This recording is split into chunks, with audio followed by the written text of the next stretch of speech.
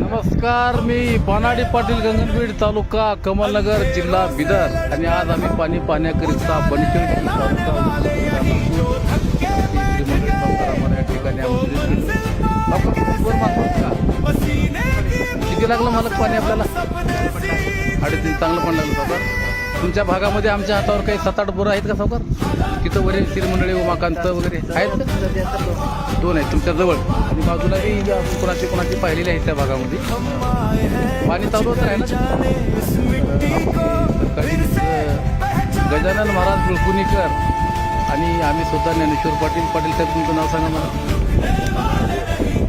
महादेव योगीराज बिराजदार साहेबांची गावलगत असणारी त्या जमिनीमध्ये पाटील साहेबांनी बरेचसे बोरवेल मारलेले आहेत.